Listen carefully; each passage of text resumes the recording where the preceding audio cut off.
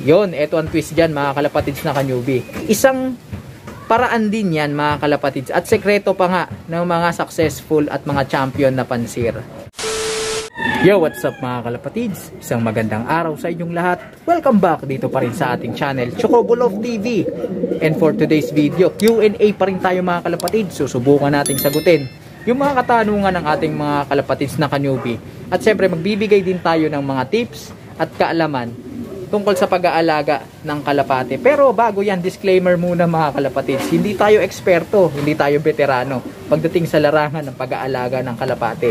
Ang atin lang mga binabahagi base na rin sa ating mga karanasan, base na rin dun sa magandang resulta ng ating mga ginagawang sistema sa pag-aalaga ng ating mga kalapate.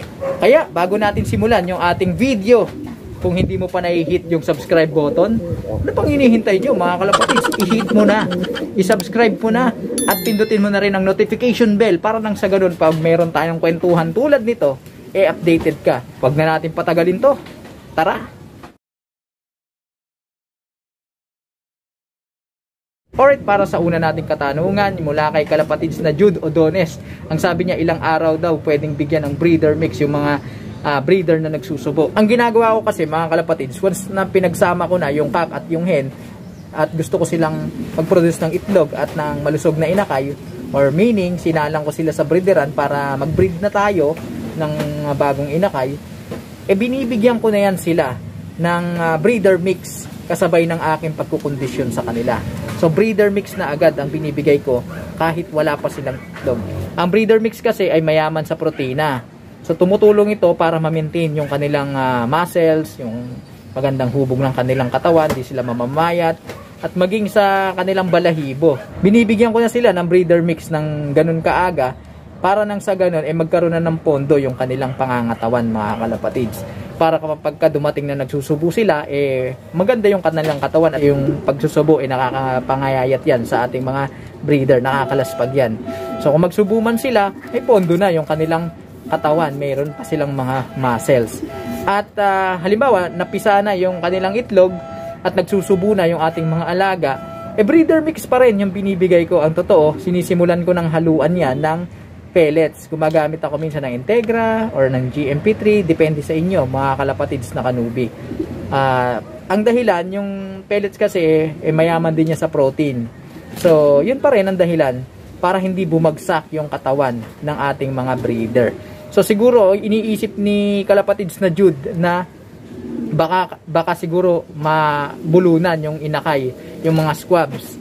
Lalo na yung mga ganyang kaliliit mga kalapatids. Maliliit pa. Ayan, may bagong pisa tayo So, mga kanubi, kapag ka nagsusubo ang mga breeders natin, yung mga ibon, lalo na sa mga squabs, meaning yung mga 1 day old hanggang 6 days old, hindi butil yung sinusubo niyan, hindi yung ganito. Ang totoo, pinipili pa nga nila yan. Gusto nila yung mga bilog, yung mga peas, kasi mayaman sa protein yun. Alam nila yung dapat nilang kainin, mga kalapatids. Matatalino yung mga yan. So anyway, balik tayo dun sa kwentuhan. So hindi nila sinusubo yan, yung mga butil, dun sa kanilang inakay. Lalo na pagka 1 day old hanggang 6 days old. Ang sinusubo nila ay yung crop milk. Ano ba yung crop milk? Yung parang gatas na pinoproduce ng kanilang crop o yung sa bandang butchi nila. Pagka mapipisa na yung itlog, 1 week before mapisa yung itlog, unti-unti na nagpo-produce yung katawan ng ating mga alaga. Para pagka napisa yung kanilang itlog, meron na silang papansubong crop milk. Yun ang kanilang pinakakain.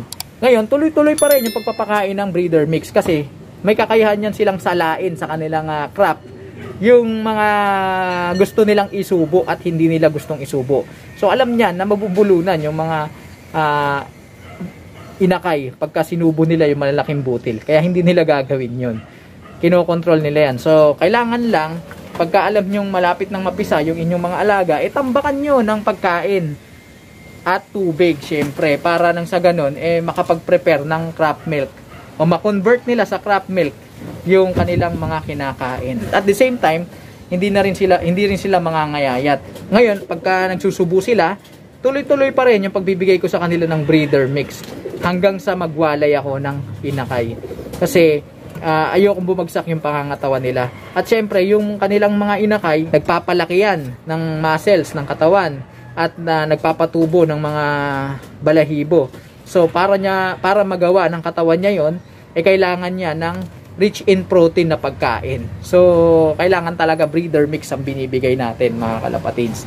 Pwede nyong haluan nga ng pellets para nang sa ganun, sure na hindi babagsak yung inyong mga alaga. Eto, tingnan nyo mga kalapatids. So, ano to? Pang third clutch na nila to. Pero tingnan nyo yung mga itsura nila. Mukha namang hindi sila lugmok, mga kalapatids. Kasi nga, ganun ang ginagawa ko. Breeder mix, then pagka may inakay na, nagbibigay na ako ng pellets. So, yun. Sana nasagot yung katanungan ng ating kalapatids na si Jude. Alright.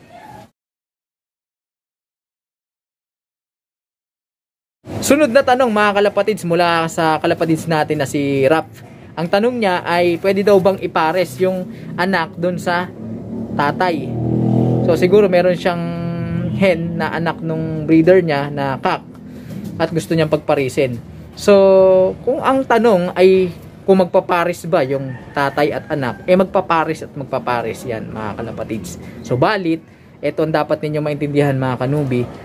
Yung pagpapares na malapit yung kanilang dugo, halimbawa anak at tatay o anak at nanay, may mga hindi magandang epekto yan mga kalapatids. Unang-una, nagkakaroon yan ng chromosomal aberration. Ano ba yon? Parang nagkakaroon yan ng mga problema sa genetics. So, medyo science yun mga kalapatids. So, sa isang simpleng salita, hindi maganda yung kanilang kalalabasan. Di ba sa tao man, kapag magkamag-anak tapos nag-asawa, nagkakaroon ng mga sakit or deformities, halimbawa, pingkaw, bulag, o kung ano-ano pa man, ganun din yan mga kalapatids kasi nga, hindi compatible yung kanilang chromosomes. Nagkakaroon ng tinatawag na chromosomal aberration. Yun ang term niyan sa science. Okay.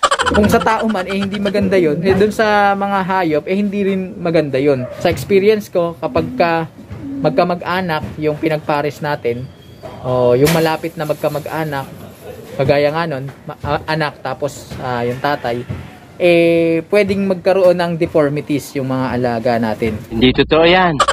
At hindi lang yun mga kalapatids, mahina yung kanilang vitality. Bola lang yan. Ano ba yun?